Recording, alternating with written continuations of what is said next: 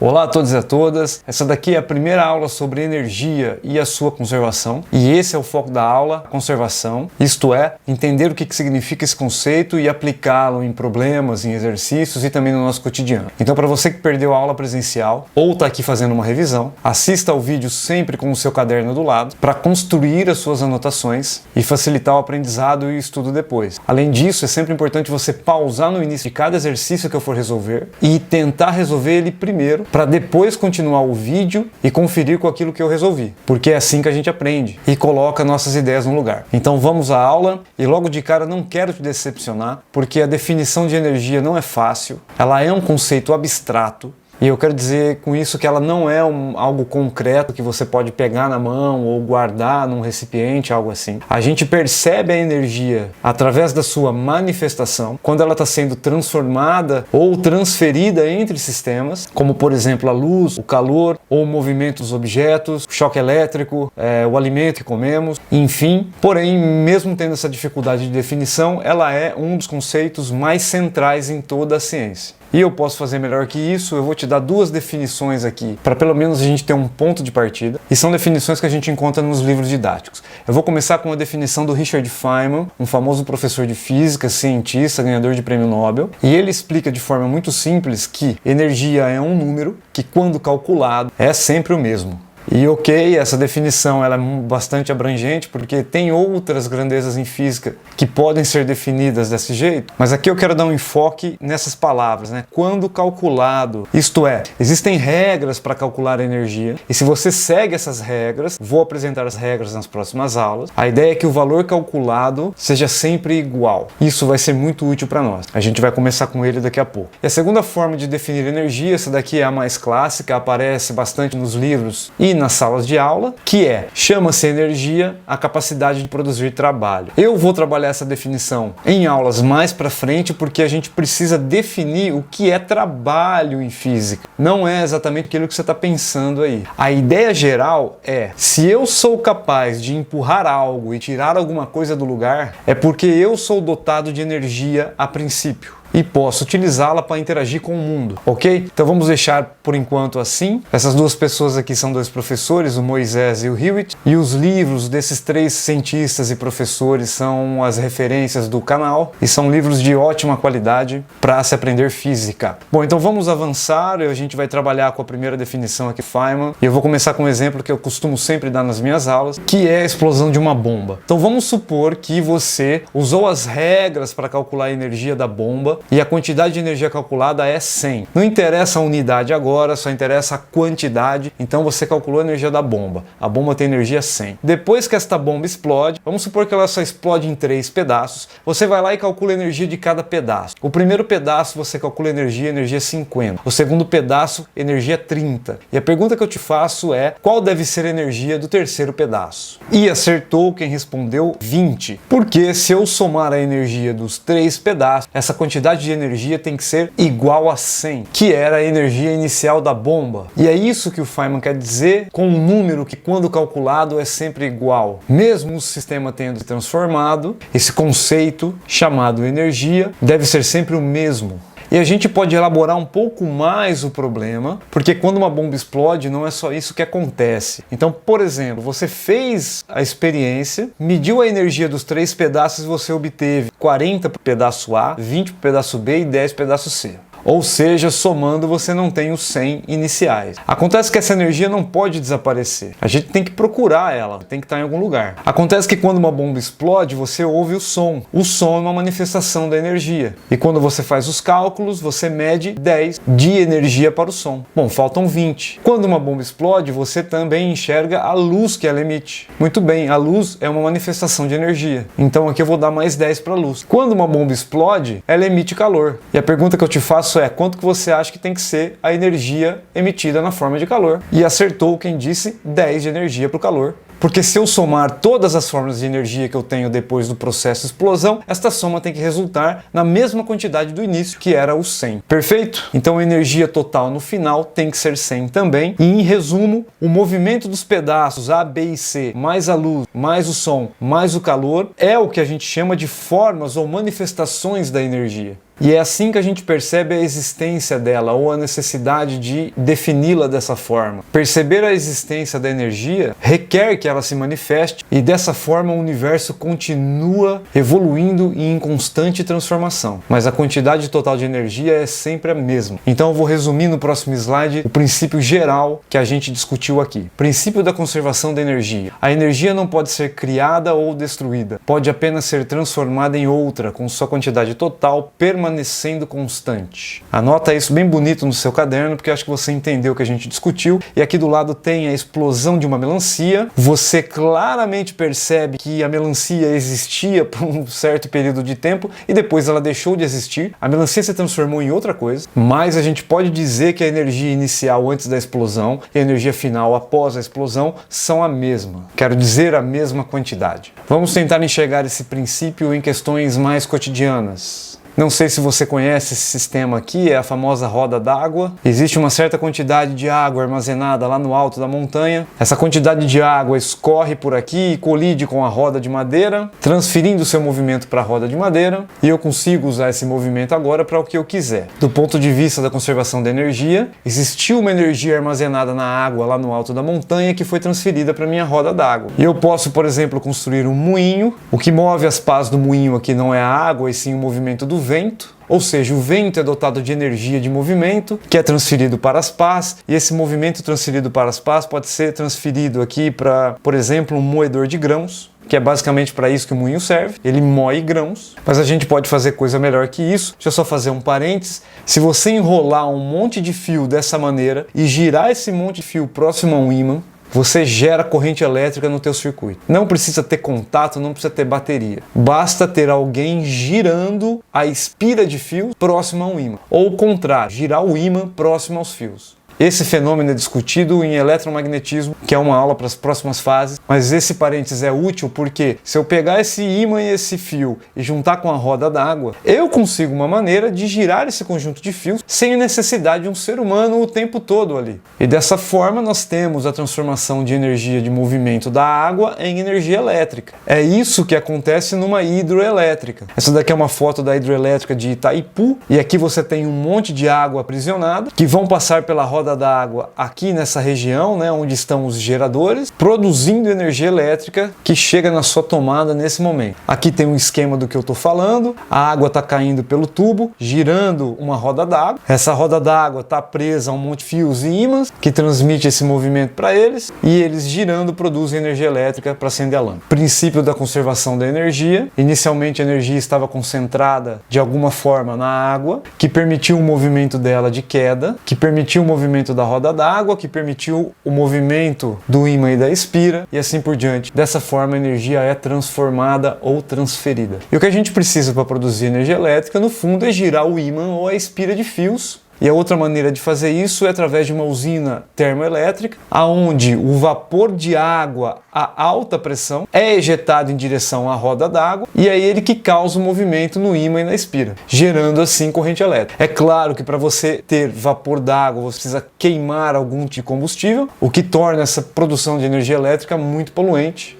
E o que você está vendo escapar aqui pelas chaminés é o produto da queima dos combustíveis fósseis. A água, que no caso é reutilizada, porque ela aquece, vira vapor, depois ela condensa, vira líquido e o processo permanece. De novo, o princípio da conservação da energia. Existe uma certa quantidade de energia armazenada no combustível fóssil que é liberada aquecendo a água aquecida se movimenta para movimentar a espira e assim por diante. Outra maneira de mover a espira é usando o movimento dos ventos. É assim que funciona uma usina eólica. Dentro de cada torre eólica você tem o ímã e a espira que vão girar, produzindo assim energia elétrica. Outra maneira é através de uma usina nuclear. E aqui o que movimenta a espira, está aqui a espira e o ímã, né? Eles estão aqui no gerador. O que está movimentando o gerador é a turbina é a nossa roda d'água. E quem movimenta a turbina é o vapor de água também. Só que nesse caso, a energia que aqueceu a água advém do núcleo dos átomos, principalmente do urânio, que é um átomo parrudo, é um átomo grande e instável. Isso significa que ele se quebra, e nessa quebra ele libera energia que é utilizada para aquecer a água. E basicamente o que você vê sair pelas chaminés é o vapor de água utilizado para esfriar todo o sistema e recomeçar o ciclo novamente. Uma outra maneira que não existe aqui no Brasil de aquecer a água para depois movimentar a turbina é usar o calor do próprio planeta Terra em regiões onde existe atividade vulcânica, como na Islândia. Essa usina geotérmica injeta água no solo, a água aquece, vira vapor e esse vapor a alta pressão movimenta a turbina. Perfeito. Outra maneira de conseguir energia é através de reação química. É assim que funciona uma bateria, qualquer bateria na verdade. Aqui como exemplo eu estou usando o carro elétrico.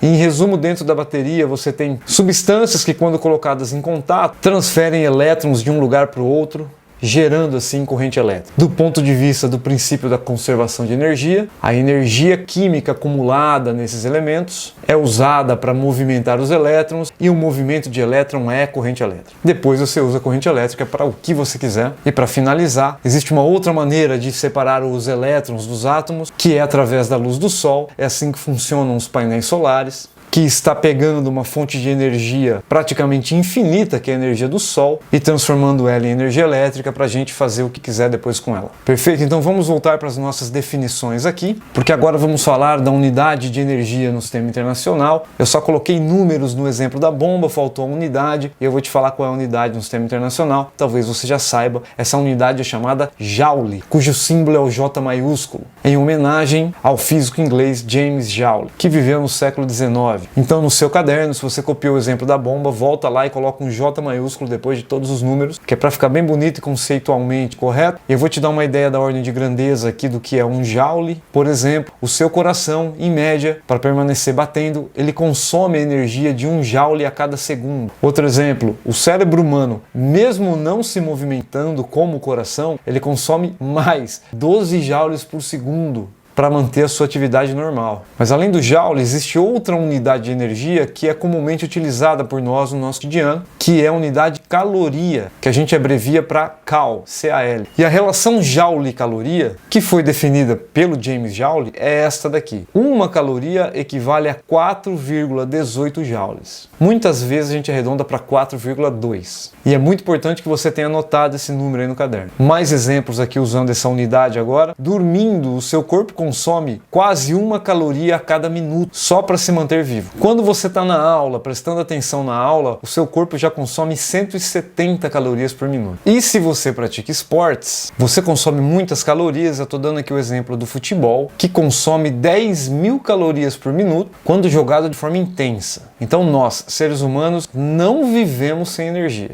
E eu coloco a pergunta aqui para você: de que forma você consegue energia? E a resposta é através dos alimentos. Então eu trouxe aqui o exemplo da barra de chocolate. Eu recortei aqui a tabela nutricional de alguma marca de chocolate para a gente calcular a energia fornecida por essa barra inteira. Vamos supor que você comeu ela inteira e você se arrependeu e agora quer saber quanto de energia ela te forneceu. Então vamos ler aqui no início a referência, a quantidade de chocolate a que essa tabela se destina. 25 gramas, que são apenas 2 quadrados. Muito bem, espero que fique saciado. E qual é o valor energético de 2 quadrados? Ele escreve 138 kcal ou 580 kJ. Este K significa o fator 1000. Então o número que você lê aqui não é 138 calorias, é 138.000 calorias, que equivale a 580.000 joules. Ou seja, ele multiplicou aqui esse número por 4,2, que é o fator de conversão que a gente acabou de ver. Então cuidado com o rótulo dos alimentos. Geralmente os alimentos são muito energéticos. E essa quantidade de energia é para 2 quadrados. Como a minha barra de chocolate tem 10 quadrados, eu vou multiplicar esses números por 10 e vou obter 1.380.000 calorias, que equivale a 5.800.000 joules de energia para uma barra inteira de chocolate. Se eu reescrever esses números com o fator quilo no final, isso é, colocar o 1000 em evidência, eu vou escrever 1.380 quilocalorias, que equivale a 5.800 kJ. Só para fazermos uma comparação, perceba que aqui embaixo ele coloca valores diários de referência de 2.000 quilocalorias ou 8.400 kJ. Isso é uma média de quanto o ser humano pode comer por dia. Não é exatamente uma regra, sim mais um número de referência. E perceba que uma barra de chocolate inteira está quase batendo as 2.000 quilocalorias diárias. Então muito cuidado quando você come esses alimentos que têm muita energia, principalmente muita gordura. Fechou? Perfeito, então vamos fazer alguns exercícios para fixar as ideias, e esses aqui são exercícios numéricos. Eu vou começar com o exercício número 1. No alto penhasco, a bolinha tem energia de 880 joules. Esta é a energia total que a bolinha aqui no alto penhasco possui. Total. Essa energia pode transformar em outras formas e se manifestar de outra maneira. A bolinha foi solta e caiu. Durante a queda, 550 joules de energia foi utilizada para empurrar o ar. Esse é o famoso atrito com o ar. E ao longo de toda a queda, essa energia foi sendo retirada da bolinha para movimentar o ar. No final, ao colidir com o solo, 200 joules se transformaram em calor e, além disso, o que restou se transformou em som. Então você ouviu o barulho da bolinha batendo no chão.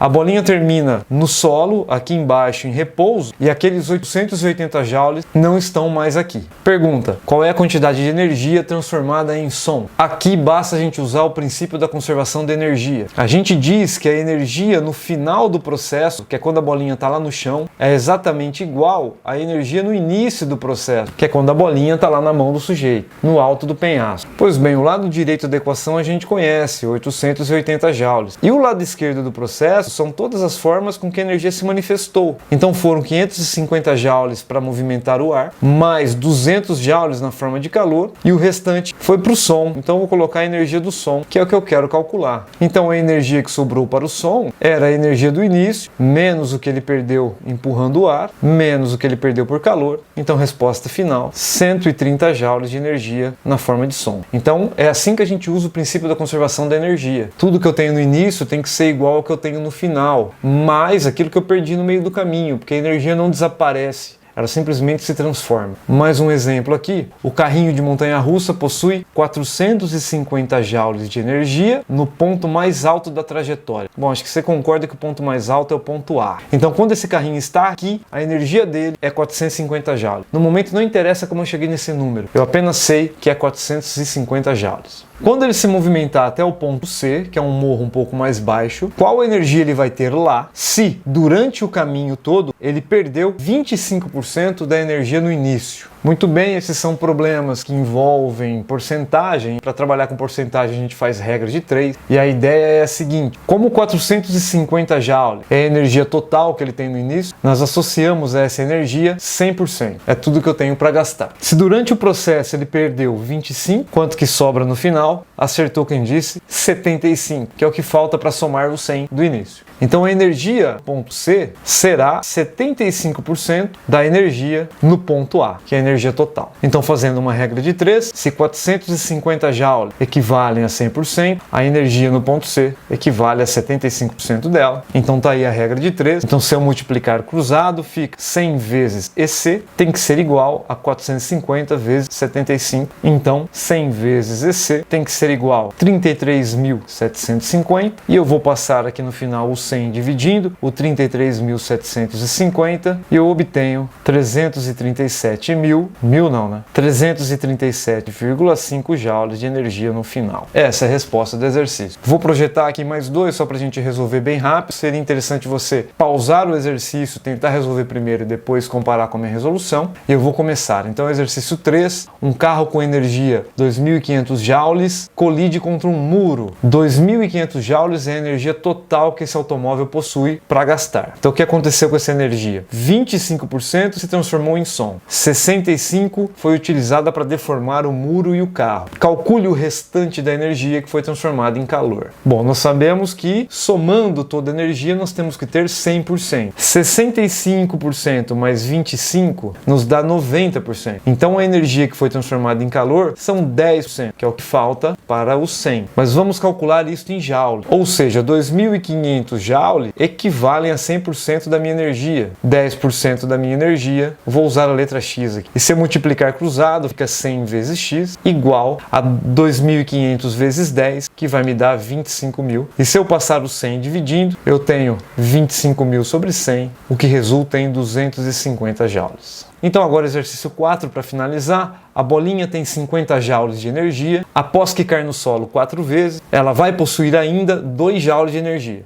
Item A, calcule a energia dissipada em joules e caloria. Energia dissipada é toda a energia que ela perdeu. Não vem ao caso discutir como ela perdeu a energia, porque nós temos apenas duas informações. Ela começa com 50 joules e termina com 2. Então você concorda comigo que ela perdeu 48. Então eu vou escrever isso. A energia dissipada será igual à energia total menos o que sobrou, o que dá 48 joules. Agora precisamos transformar em caloria isto aqui. Se eu dividir esse número por 4,2, que é o nosso fator de conversão, eu obtenho aproximadamente 11,4 calorias. E o exercício B, ele quer que você dê essa resposta em porcentagem, ou seja, 48 joules são quantos por cento de 50? Regra de 3. Se 50 joules correspondem a 100%, 48 joules correspondem a x. Multiplicando cruzado, eu tenho 50 vezes x, igual a 48 vezes 100, que dá 4.800. Então x será 4.800 dividido por 50, e eu obtenho 96% de energia dissipada. Perfeito? Então esta é a aula sobre o princípio da conservação de energia. Bons estudos a todos, até a próxima.